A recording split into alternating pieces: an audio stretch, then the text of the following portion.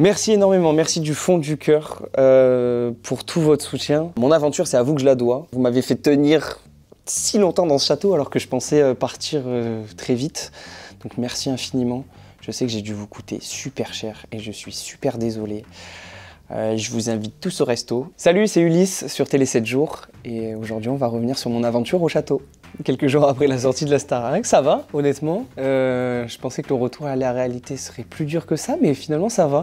Forcément ça fait un peu bizarre parce que on redécouvre un peu tout et qu'on sort d'un isolement, mais ça va. Je pense que j'ai progressé sur beaucoup de choses depuis que je suis arrivé dans ce château. Mais essentiellement, je pense que c'est sur le chant. Sophia, elle m'a appris énormément de choses. Déjà, elle m'a appris à chanter, pour de vrai, parce que je chantais pas vraiment. Je mettais pas mal d'effets et de choses dans ma voix. J'avais une voix soufflée, comme elle disait. En fait, elle m'a débloqué un peu mon timbre de voix. Ouais, merci Sophia, parce que j'étais pas au bon endroit, en fait, depuis tout ce temps. Je chantais pas de la bonne façon pendant 24 ans. Je pense que le moment le plus fort à la Starac, c'est quand Aaron est venu pour mon anniversaire. Parce que j'avais pas réussi à avoir ce duo avec eux sur le Prime et ça avait laissé beaucoup de frustration en moi. D'ailleurs, c'était le seul regret que j'avais. Et au final, ils sont venus pour balayer tous mes regrets. Et voilà, c'était trop bien, c'était un moment incroyable. C'est trop bizarre parce que c'était un peu un ascenseur émotionnel tout le temps. Parce que je me retrouvais nommé, donc je me retrouvais au plus bas de ma confiance en moi. Et puis après, je me faisais sauver sur les primes, donc du coup, la confiance remontait. Et j'étais là en mode waouh, trop bien. Les gens m'aiment, en fait, les gens croient en moi alors que moi, je crois même pas en moi. Et non, mais merci infiniment à tous les gens qui ont été derrière moi parce que franchement, mon aventure, ça n'aurait pas été la même. Ça serait arrêté semaine 3 sûrement.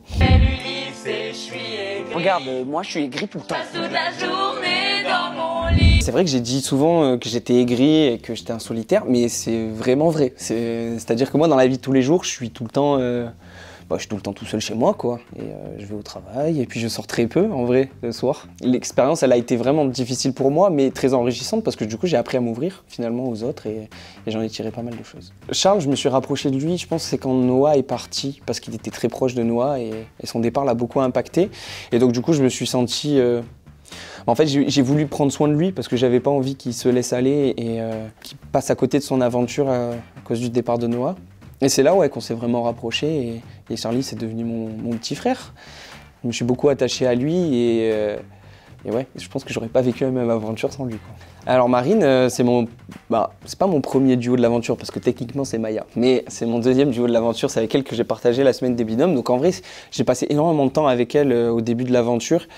Et donc au final, c'était un peu devenu ma meilleure pote au château. Et en fait, il faut savoir que énerver Marine, c'est super simple. Et moi, j'adore faire chier les gens. Donc du coup, c'était trop facile.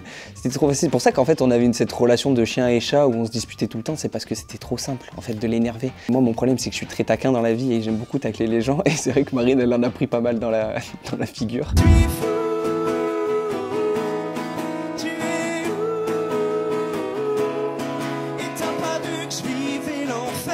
Je vais pas du tout dans l'idée de faire une Pierre Garnier, mais c'est marrant. En vrai, ça m'étonne pas trop qu'on m'assimile à lui parce que j'ai un peu le même profil, chanteur et guitariste et qui compose, machin.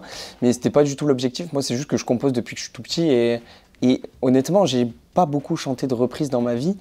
Moi, j'ai toujours chanté mes compos, donc ça allait de sens pour moi de les chanter quand je pouvais ou quand je voulais. Et puis j'ai beaucoup écrit aussi au château, donc c'est normal que je les chante parce qu'il fallait composer, quoi.